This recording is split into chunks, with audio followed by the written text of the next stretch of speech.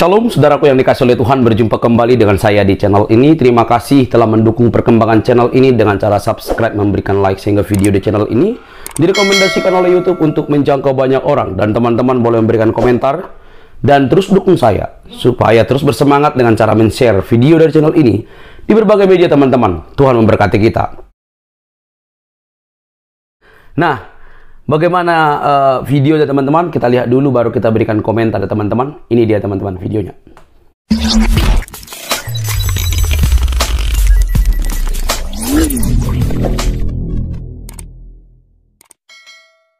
Ya, yang keluar dari kelamin kayak punya Sofiatul. Biji salak.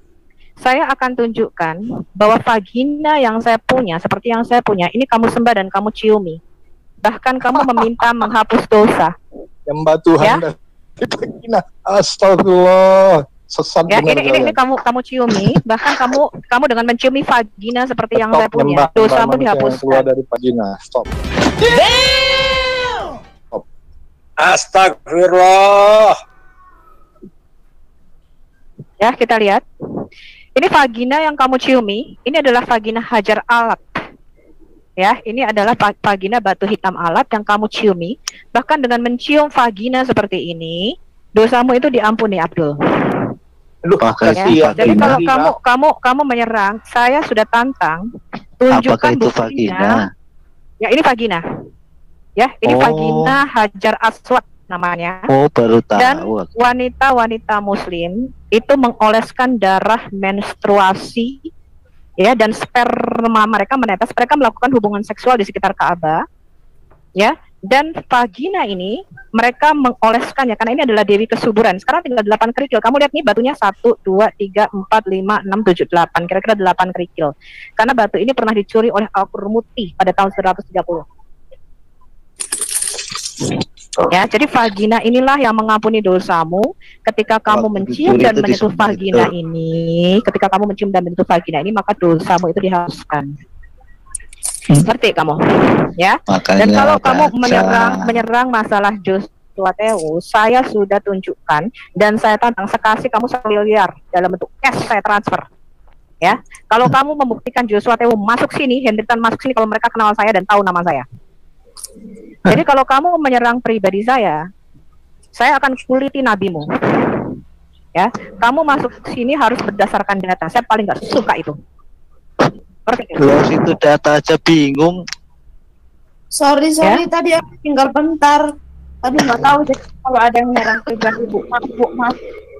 Tendang langsung ya. Mana dia? Dia Kalau nggak tendang saya ini. tuntut kamu ke pengadilan ya. Dasar Ya, pemfitnah. salam saya tadi saya tinggal bentar, soalnya. Oke, lanjut, Bu. Kurang ajar Iya. emang. Ini ya teman-teman ya, ataupun para penonton dimanapun kamu berada gitu. Kalau masuk room itu, kalau kamu nggak bisa berdialog atau apalagi berdebat sama Ibu Sofiatul, ya diam aja nyimak gitu loh.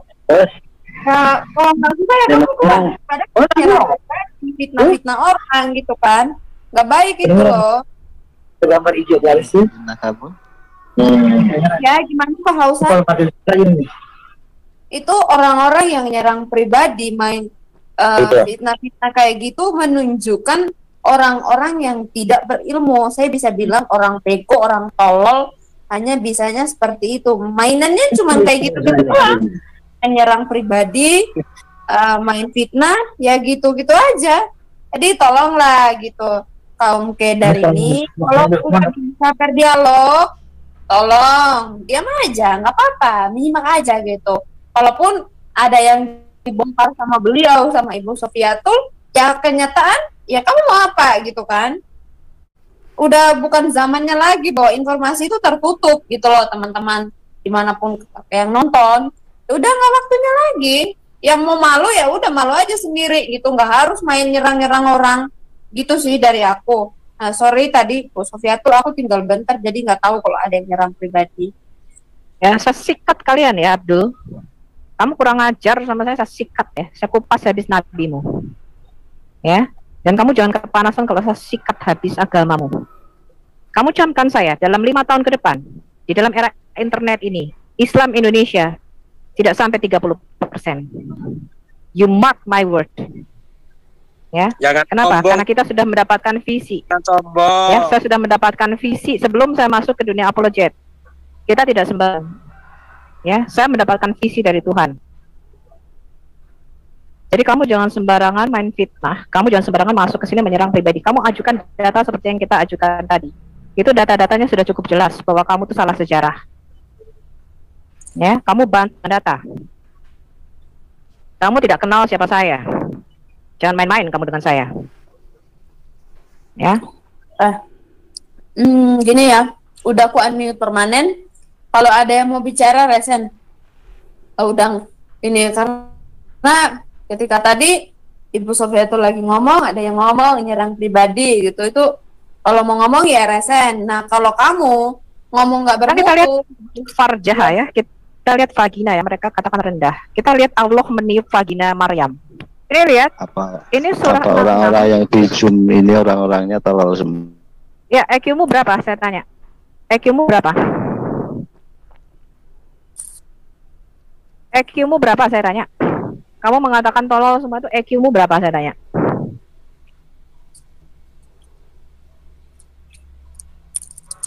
Ngomong, kampret. Rata-rata di atas kamu. Oh, saya mau coba sama kamu, boleh? Bentar, saya mau tunjukkan vagina nih tadi. Lihat ya, ini surah 66 ayat 12. Lihat ini. Maryam binti Imran memelihara vaginanya, maka kami tiupkan ke dalam farjaha atau ke dalam vaginanya alat kelaminnya sebagian dari ruh kami. Kalau vagina itu kotor seperti yang kau katakan, tidak mungkin Allah mau meniup vagina Maryam. Ngerti kamu? Ya. Jadi kamu harus menunjukkan data-data seperti yang kita tunjukkan. Jangan ngomong nggak pakai data, ngomong pakai data. Bisa tanya? Oke. Bukan bertanya. Kita punya topik. Iya, Silakan kamu topiknya. bahas. Kamu tunjukin aja Topiknya. data kamu apa. Cuma mau nanya, katanya Yesus itu eksis. Bisa Anda buktikan nggak? Kamu punya data apa enggak? Kamu bisa nggak bela itu? Yesus sampai sekarang masih eksis kok. Dia bangkit dari antara kematian. Sampai sekarang kesembuhan di dalam nama Yesus. Bahkan kamu yang terlibat jin-jin, kamu kan selalu ditemani jin korin. Itu hanya bisa diusir kalau kamu menggunakan nama Yesus dan darah Yesus. Saya sembuh dari penyakit yang orang katakan tidak ada obatnya dengan nama Jangan Yesus dan darah memutar Yesus. lidah, main-main mutar Hotel, lidah. kamu lihat kesaksian saya ya. Saya disembuhkan dari 3 sakit. Ya, saya pernah mengalami 3 sakit penyakit yang dokter mengatakan tidak ada obatnya. Ya. Kalau kesaksian buat nyari makan, Cari makan dasmu. Mana yang transfer ke rekening saya tanya.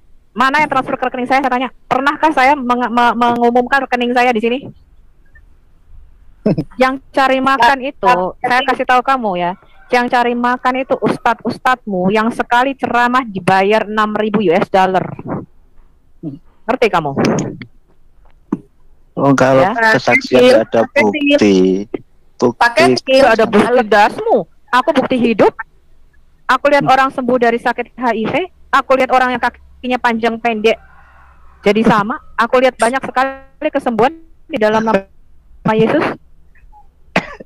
Emang kayak kamu kesembuhan di dalam nama Allah? kalau Nggak ada. kesaksian itu cari makan, kalau bukti itu pasti nyata, buktikan dong. Oh, jadi Pak, Oh, Sudah, maaf. Jadi Saya kamu sendiri tahu- itu adalah bukti nyata. Mana buktikan dong, jangan ngomong doang, tunjukkan. Ini pakai tool. Aku tadi kasih kamu Aku dulu kesempatan. pernah punya virus HIV/AIDS, mana sudah dokternya Ini tunjukkan. dia Saya bukan Pakai tool. saya melihat orang terkena HIV. Tolol. Pakai tool. Gini ya. Tadi aku udah kasih kamu kesempatan untuk ngobrol dengan Ibu Sofiatul sama Pak sang penggugat tentang Yesus dan Isa. Kamu Terus jangan keluar dari topik. Kesaksian. Kamu keluar dari topik. Kamu Ini orang buktikan, tidak kamu buktikan dulu Quran itu kitab dongeng atau kitab sejarah. Kamu buktikan dulu. Silakan sang penggugat. Pak penggugat silakan. Ayo, ini yang nonton 600 lebih loh. Ayo. Siapa tadi namanya? Utel ya? Kutel Iya. 06. Ya silakan Kutel. Il. Ya, Isa itu siapa Kutel? Kamu kasih saya data ya. Isa itu siapa? Lahir di mana? Gua punya bapak, bapaknya siapa? Mati umur berapa? Silakan. Pak Kuto, silakan Pak. Ada yang mau disampaikan? Mau dijawab pertanyaannya? Kalau nggak bisa, bilang aja nggak bisa Pak. Situ tadi dengar nggak pertanyaan saya? Dijawab dulu Pak, dijawab dulu. Tadi Bapakku kasih kesempatan sama pasang Begini ya. penggugat untuk bahas Sebentar Bu moderator sebentar Bu ya. Mohon maaf. Kutel, kamu tahu nggak sih beda kepala sama bokong? Jangan-jangan nggak tahu lagi. Topiknya soal apa? Kamu ngomongnya soal apa? Katanya soal Yesus sama Isa. Saya suruh buktikan di Sekarang mana saya tanya eksisnya kamu. Yesus itu. Ya kamu sekarang Bisa buktikan aja. tunjukkan nggak? Nah, saya balikin lagi sama kamu. Nabi kamu dapat nama Isa dari mana? Hah?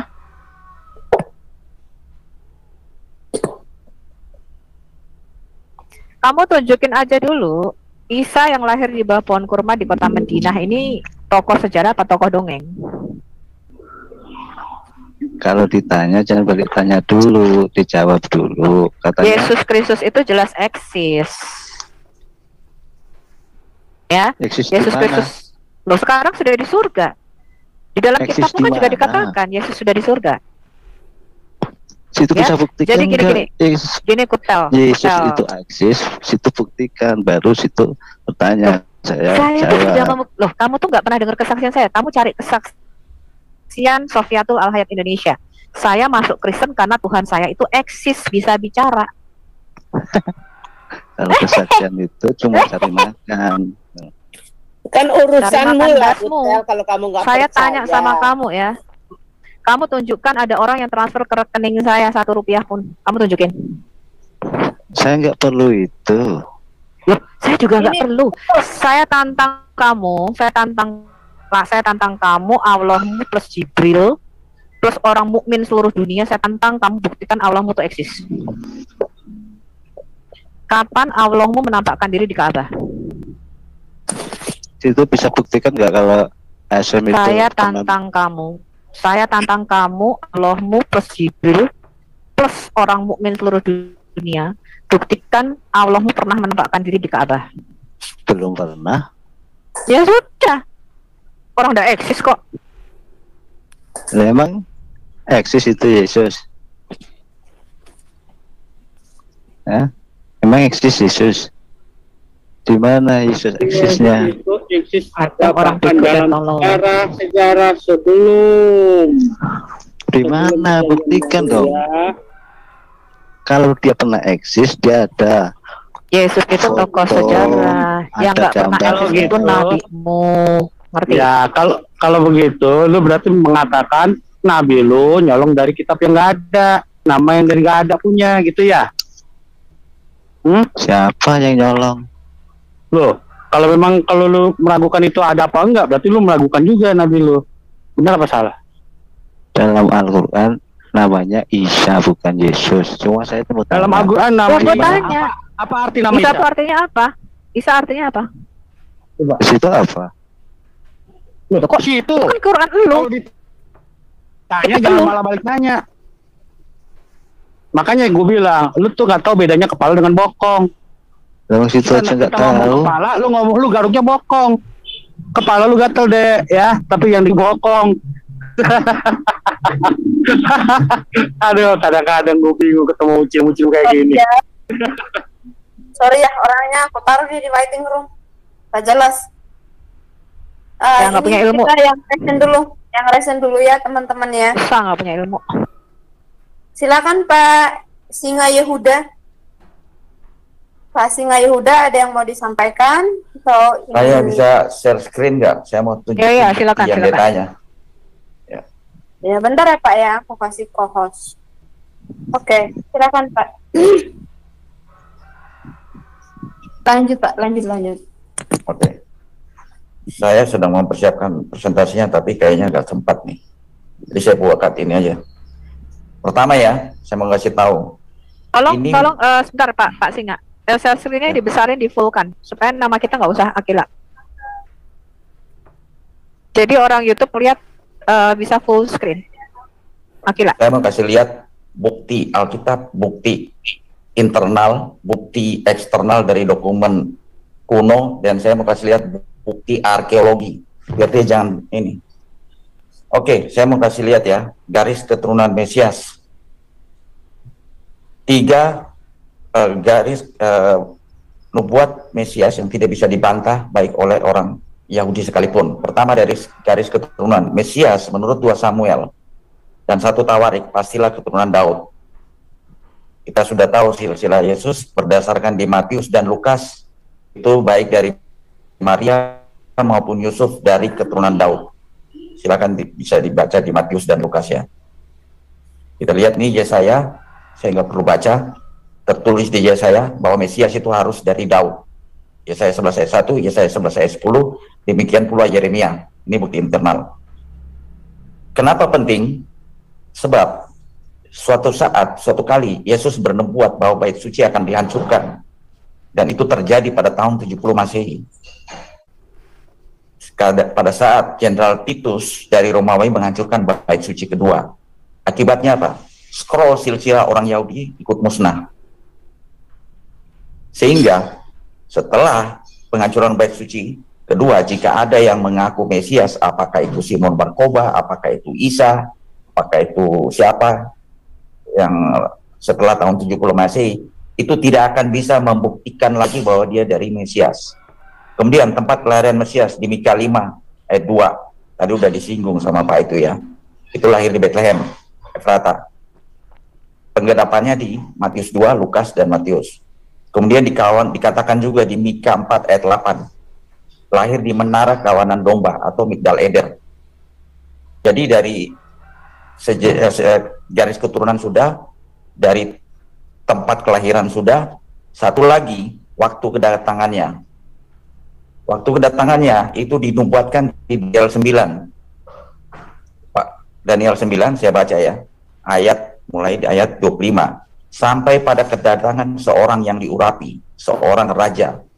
7 kali 7 masa dan 62 kali 7 masa. Ini apa artinya? Artinya Mesias akan datang sebelum penderitaannya di kayu salib. Itu digenapi yang di Daniel. Jadi berdasarkan fakta internal ini, tidak mungkin akan ada lagi Mesias yang lain selain Yesus Kristus. Kemudian kita bisa baca soal penderitaannya di Mazmur Daud 22, digenapi di Matius 27. Ini bukti internal. Sekarang saya kasih lihat bukti eksternal. Biar yang dia minta ya. Saya minta tolong dia juga tunjukkan bukti dari mereka. Mana ada orang kitabnya aja nggak ada nubuatannya kok.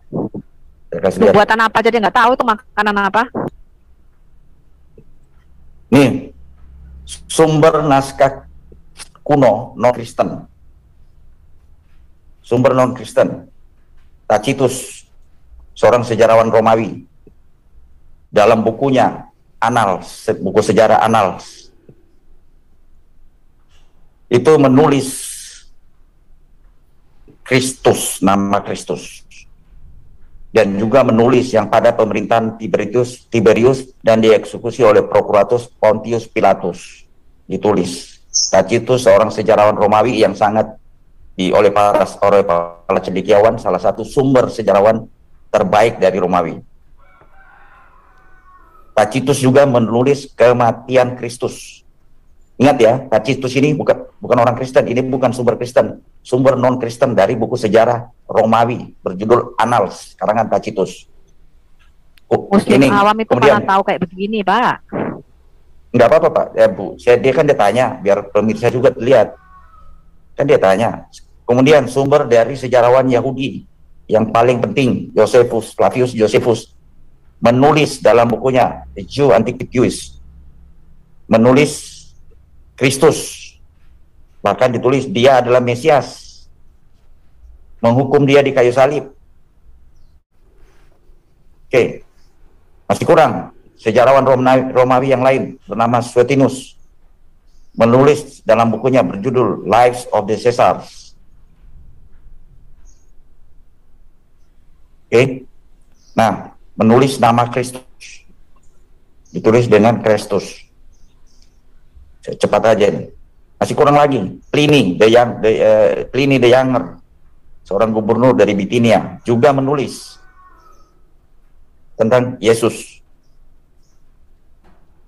Lucian dari Samosata, pria Dipna yang disalibkan. Ini sejarawan Yunani. Talus, Celsius, Maraber Serapion. Ini semua menulis tentang Yesus. Bahkan di tradisi rabini, di Talmud, itu ada Toledot Yesus.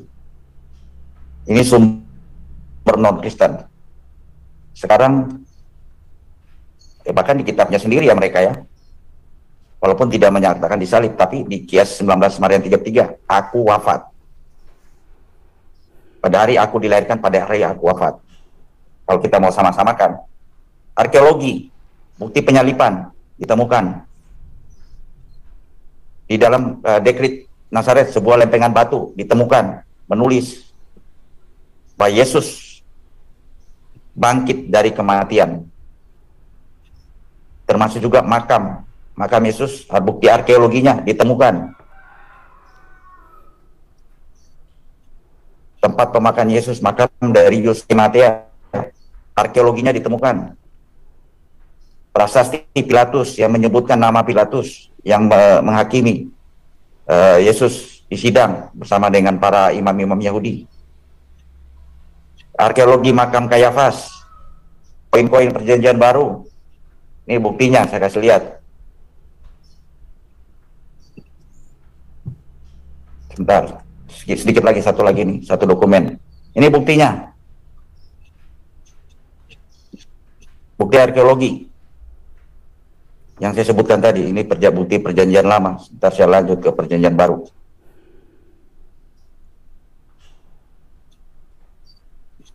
Bentar, ini perjanjian lama. Sedikit aja, habis ini saya selesai. Nah ini, silakan ke Bethlehem. Itu adanya di tepi barat. Gereja The Church of Nativity di Bethlehem. Ini bukti bahwa di situ tempat kelahiran Yesus. Kota Nazaret ada, kolam Betsaida, Kana, tempat Yesus mengadakan mujizat pertama pada saat mengubah air menjadi anggur. Kota Kana ditemukan. Kota Kapernaum, Gergesa pada saat Yesus mengusir setan dari orang yang kerasukan, ditemukan ruin-ruinnya atau puing-puing kota Gergesa ditemukan. Kota Yeriko ditemukan pada saat Yesus bertemu dengan Zakheus. Kolam Bethesda, Betani, di mana Yesus pada saat membangkitkan Lazarus juga ditemukan. Ini yang tadi saya sebutkan, tulisan mengenai Pontius Pilatus disalibkan pada saat menyidang Yesus ditemukan. Ini juga makam Imam Besar Kayafas ditemukan. Bukti penyalipan tahun 1968 ditemukan tulang yang membuktikan bahwa pada saat itu orang Romawi melakukan penyalipan. Makam tempat Yesus dimakamkan. Nih, semua bukti arkeologi nih. Kolam Siloam dan selanjutnya. Tuh, terima kasih. Sekarang coba tunjukkan bukti sejarah kalian dan tunjukkan bukti di luar sumber-sumber kalian, misalnya dari Romawi, dari sejarawan Yunani, atau dari sejarawan Cina. Tolong buktikan satu aja. Terima kasih. Bisa. Ya, saya juga sudah pernah mengupload.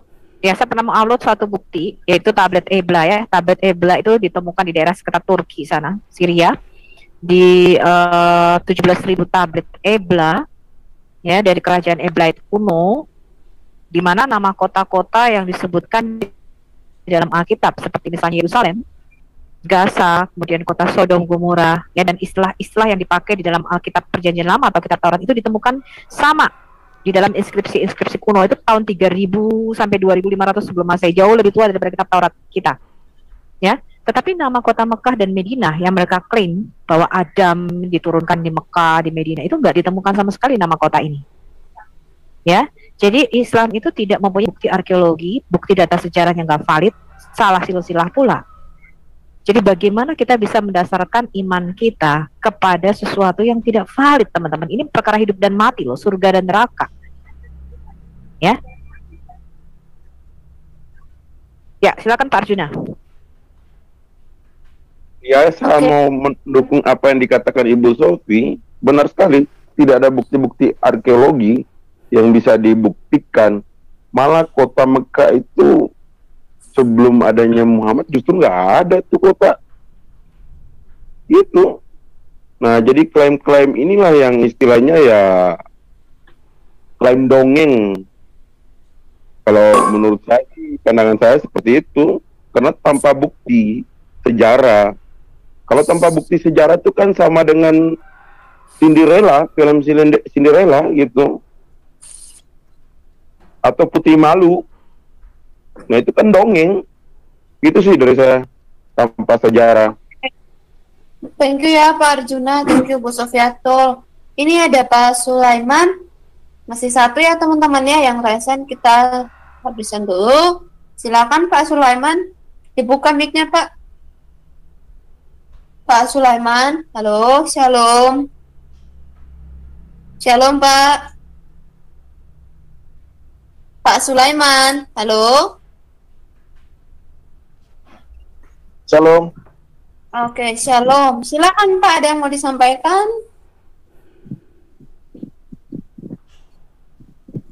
Pak, Sebentar ya, halo. saya komen sedikit ya. Sebentar. Saya heran, udah begitu banyak bukti sejarah, bahkan di luar Alkitab, tentang historical Yesus. Masih agak dipercaya. Tapi bulan terbelah dipercaya. Gini Pak Yehuda, sebentar ya. Kita lanjut dulu Pak Sulaimannya. Saya sudah kasih waktu, tadi nggak enak kalau dipotong. Silakan Pak Sulaiman. Ya, shalom Ibu, kedengaran Ibu? Iya Pak, kedengaran Pak. Lanjut. Shalom ya. Salam kenal, nama saya Sulaiman. Salam buat kalian semua. Tuhan Yesus berkati. Saya memang ya kaum muslim itu tidak mau meyakinkan bahwa meyakinkan bahwa Yesus itu disalib. Saya mau perbandingkan bahwa Isa menurut orang-orang muslim itu tidak disalib, dan Isa itu diselamatkan oleh Allah SWT-nya ya.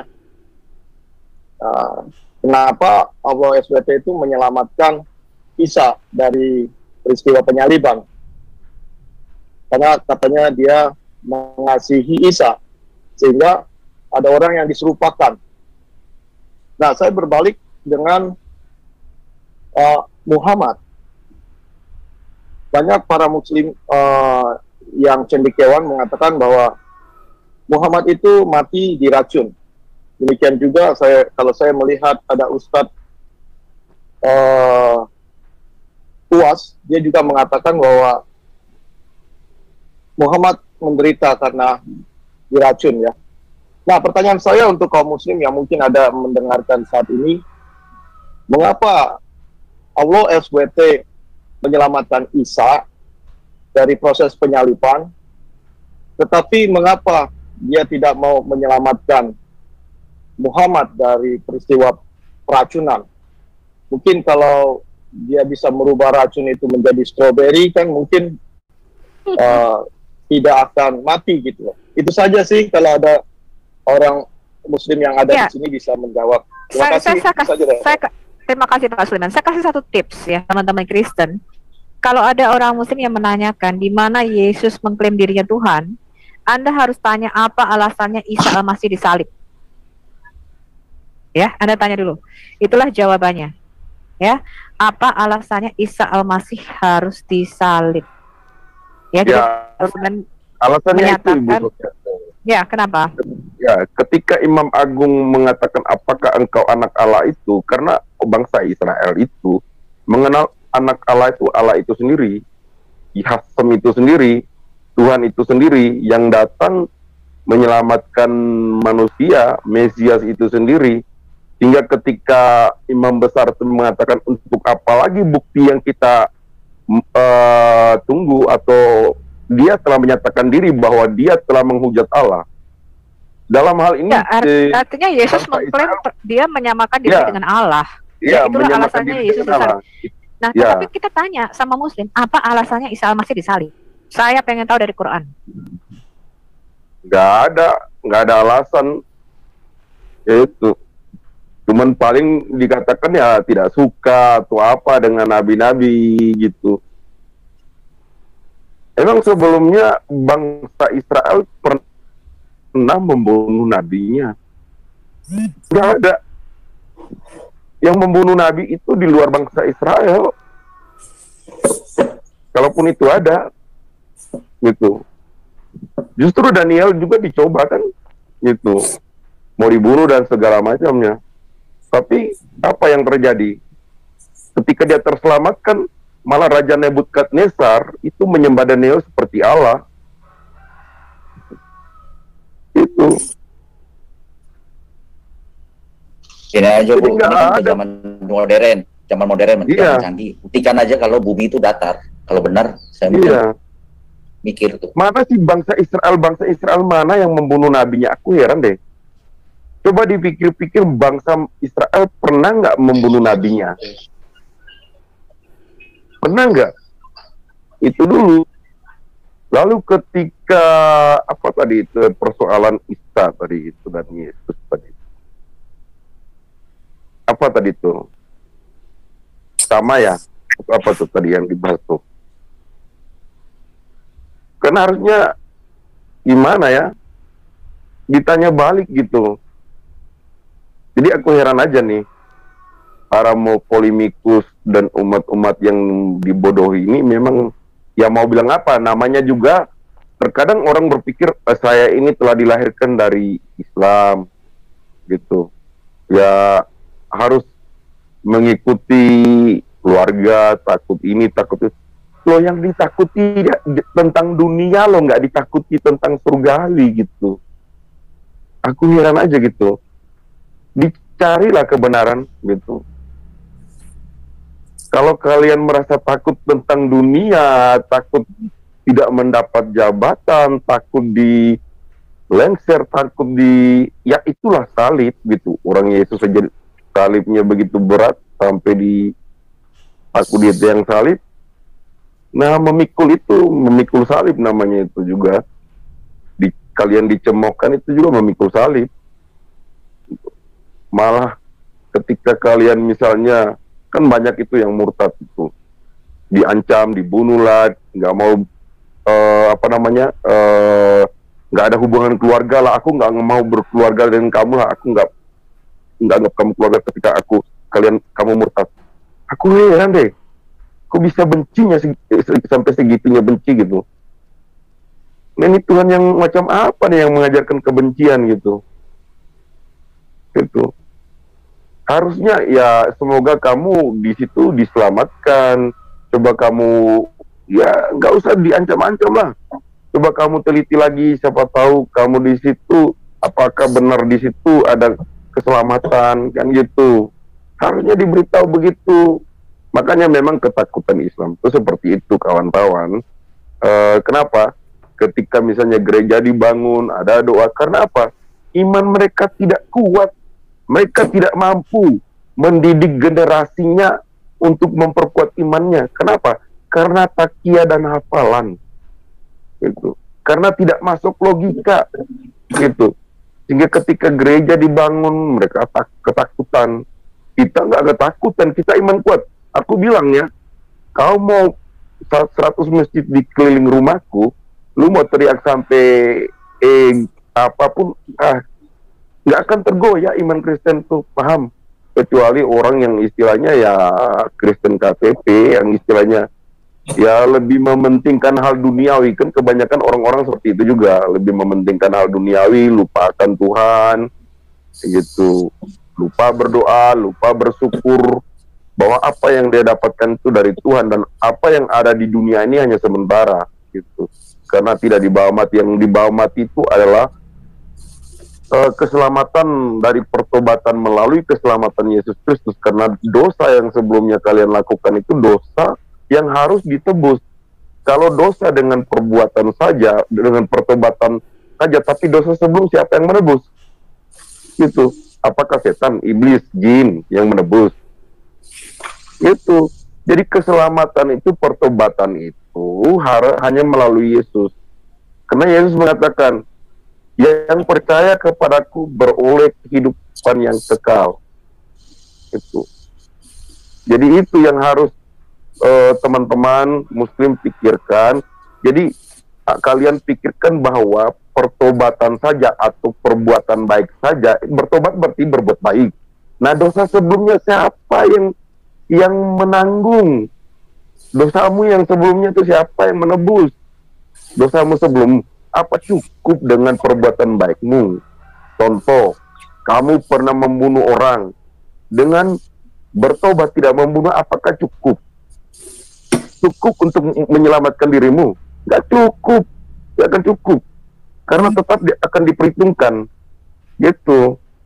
Tetapi ketika pertobatan melalui darah Yesus, maka segala kejahatan yang kau lakukan itu sudah akan ditebus, lalu kau bertobat dan tidak berbuat lagi. Itu berjalan di dalam nama Yesus, berjalan dalam jauh dari kejahatan, jauh dari kemaksiatan. Gitu. Itulah Kristen. Gitu loh bro. Sekarang renungkanlah, karena waktu tidak akan berhenti. Besok kita tidak tahu Tuhan akan memanggil kita atau tidak. Itu. Karena waktu kita bukan waktu Tuhan. Paham? Terima kasih, teman-teman. Oke. Thank you, Pak. Tadi kayaknya ada yang resen. Pak Kenisa, silakan Pak Kenisa.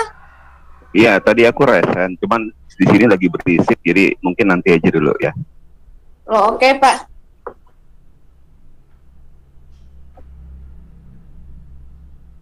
Ya, begitulah teman-teman, walaupun bentar ya. Wah, sebentar ya Pak Dadang ya.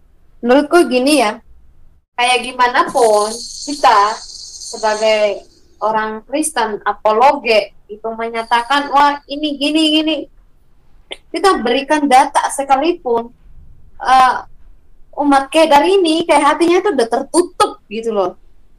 Jadi kayak kita mau ngomong apa kayak gimana pun, mereka akan sebisa mungkin untuk mengelak.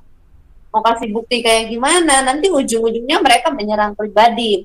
Yang kuperhatikan ya, dari RT 6 ketika dibukakan, dikasih tunjukkan bukti-bukti arkeolog gitu kan. Nanti mereka ujung-ujungnya ketika mereka merasa malu, merasa agamanya, kebenaran-kebenaran itu telah dibukakan, ujung-ujungnya nyerang pribadi, menghujat.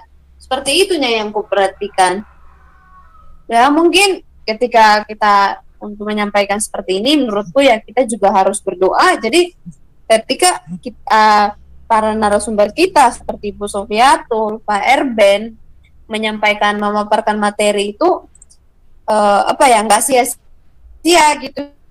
Biar nanti ketika mereka mendengar, mereka mencerna, mereka merenungkan itu, mereka makin belajar lagi, keselamatan itu terjadi dalam kehidupan mereka. Kalau kita hanya kasih bukti gini, kita ngomong-ngomong, aduh susah lah umat kedar ini. Oke, Pak Dadang ada yang mau disampaikan atau ingin bertanya? Pak Dadang, silakan dibuka mic-nya Pak Dadang. Ya, shalom semuanya teman-teman. Jangan matikan ya Pak, jangan di-unmute lagi ya. Iya, okay. Halo, shalom teman-teman semuanya. Jadi saya mendengarkan perdebatan ini, teman-teman cukup sabar ya. Tapi saya hanya jadi agak terhibur karena mungkin bisa ditampilkan kesulitan teman-teman yang sudah dituliskan di Alkitab di Amsal 17 ayat 12. Semoga teman-teman bisa lebih kuat. Itu aja sih, saya teringat akan ayat itu mengenai perdebatan ini. Mungkin bisa ditampilkan Amsal 17 ayat 12. Amsal 17 ayat 12 ya. Sebentar ya Pak ya. Ya.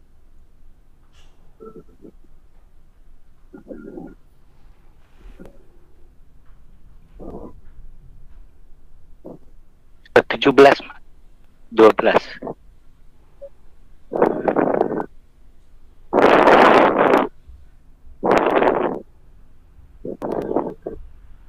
Nah.